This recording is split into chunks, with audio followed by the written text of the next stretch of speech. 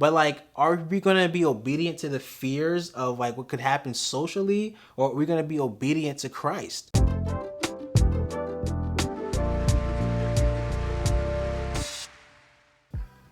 Welcome back. My name is Jasmine. And I'm Dave. And this is Engineered by God, where we navigate life through a Christian perspective. Recently, we've just been trying to figure out like how we're going to spread the gospel, right? Get into doing that more because we don't feel like we've been doing that enough. So we've been looking into some resources like this Alan Parr video, which we'll link down below, and just some other apologetics, tactics, just to figure out, make us comfortable, figure out how we want to approach this topic with strangers, Right.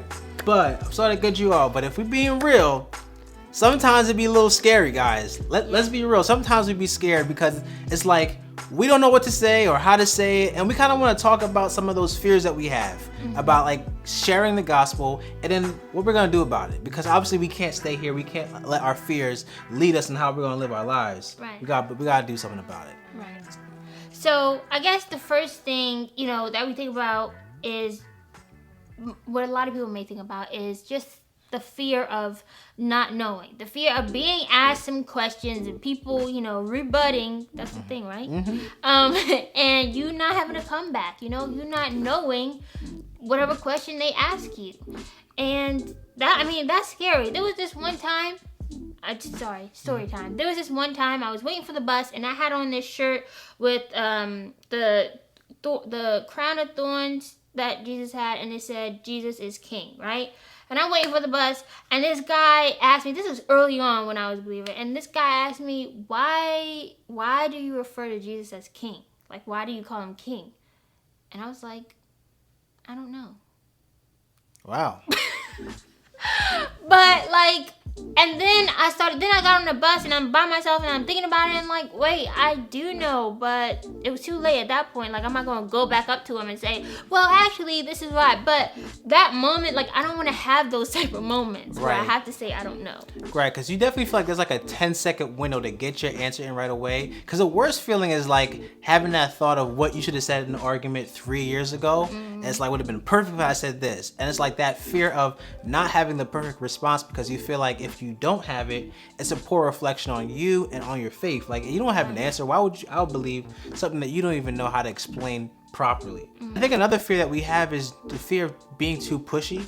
I think we all have met people or have heard stories of people who had really, really negative experiences with other Christians who may have come off really strong. I mean, obviously they might have had a lot of zeal and a lot of desire to share the gospel, but the way they went about it might not have been ideal. And so we've tried to overcorrect sometimes to show that we're not like those Christians who like push this down your throat. But unfortunately what we've ended up doing is saying, hey, we're going to just do it on our own. We're going to live our own lives and like let you live your own life and just not say anything. And I think we've kind of like gone way too far on the other side of the, of the spectrum there. And the third thing that we discussed is just the not knowing how to bring it up in conversation. If outside of your church family or other believers, it doesn't really seem to come up that much in conversation. And so, I don't know, we're just trying to figure out different ways to bring it up and find different resources to help us figure that out and how we actually talk about it with people who, especially people we don't know, and there's small talk, like how do you bring it up? You know what I mean? Right, especially not in a way that feels forced. Like it seemed like you were just trying to set them up to just bring it in. Like no, like you kind of want it to feel natural. Because I feel like the drawback is because it doesn't come up in conversations. When it does, you're like caught off guard and you don't really know what to say. Like if someone just like, hey, I don't really see any like real evidence for God, and you're just like, oh, what? And then like the conversation is over and you didn't say anything, and now it's like 10 years later and you're still thinking about that time you said what, and had nothing to say. And I think the last fear that we were thinking of, and there's tons of other fears that you may have, right? But the last fear that we were thinking of was the fear of rejection. Because like no one likes being rejected. No one is going into situations hoping to be rejected. And the thing too is just like, what does this rejection mean for our relationship? Like if it's a close friend, right? And you try to share the faith with them, your faith, like the gospel with them, and they like completely reject it. It's like, well, what does that mean for us moving forward? Because this is something that is like crucial to me and how I live and how I view the world, and you've completely rejected that. And so like those things that come up. Yeah. And another thing that we feel like some of you guys are watching these videos and you're afraid to hit the subscribe button. And so, come on, hit that button now. We want you guys to subscribe, okay? We want you to subscribe and stick around for more videos. Like this video if you feeling what we putting down right now. And yeah, so subscribe. But seriously, I think, we have these fears, and I don't think it's a problem to have these fears, but I think the issue is when you let these fears control you and keep you from, spreading the news and talking about Jesus and the gospel. And so I think that, we have to figure out how to combat these issues. And I think part of that, like the main thing is that it's a command. Like God commands us to do it, to spread the news. That's part of your job as a Christian, right?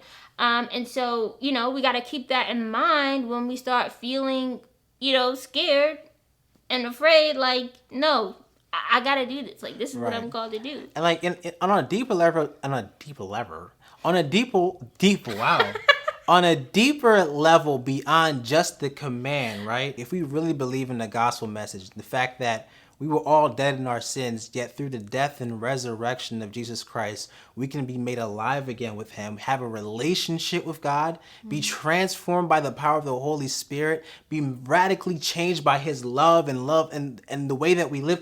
All of these things that are just so mind-blowing when you think about it. There should be some desire to share that news with someone else, right? Like, I feel like if you fall in love, like people who fall in love, they find reasons to bring it up in conversations. Or if you have like a crazy life achievement, you find a reason to like bring it up, even when no one was talking about it, right? And I understand that like there's like don't want to be disingenuous, but you understand there's like a social risk to bringing up your faith in a conversation versus like talking about getting engaged.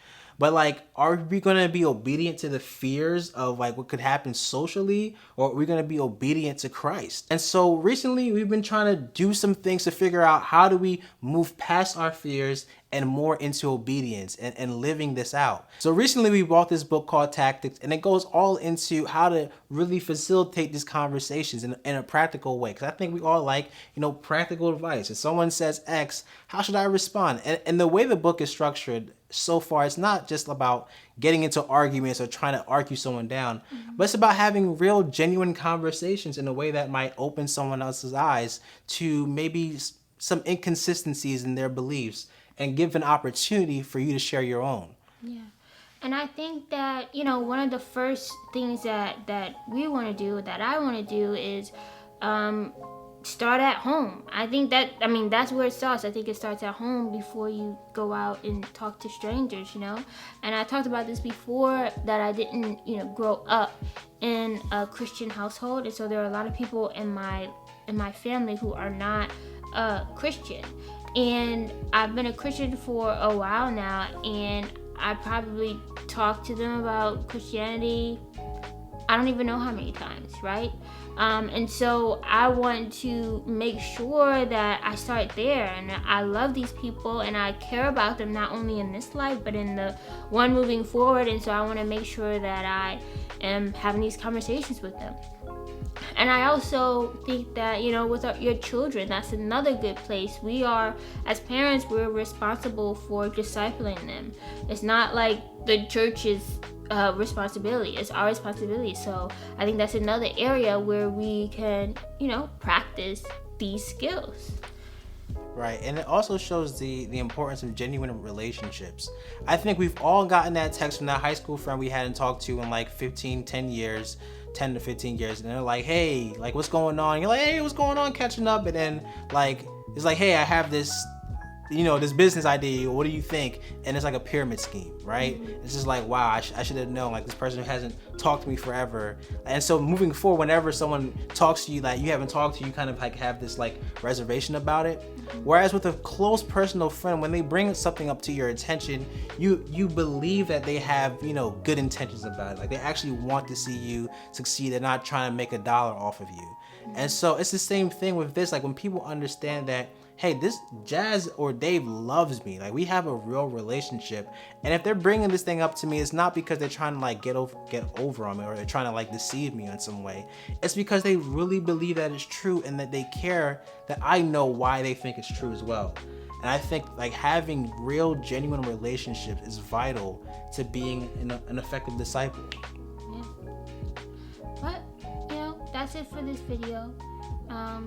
We need you guys to keep us accountable. This video is really keeping us accountable because every time we see it, we're going to be like, hey, what have we done since we uploaded this video? Yeah, and we want to make a part 2 to this video, just talking about our progression and where we are now, and maybe some experiences we had in terms of talking to other people about the gospel. So, you know, look out for that, and maybe we'll talk about the book Tactics and what we think about it. And so yeah, so look forward to that, and we hope that you guys like this video. We hope you guys you guys subscribe for more videos and hit the bell notification if you want to be notified when we post another video. Outside of that, see ya.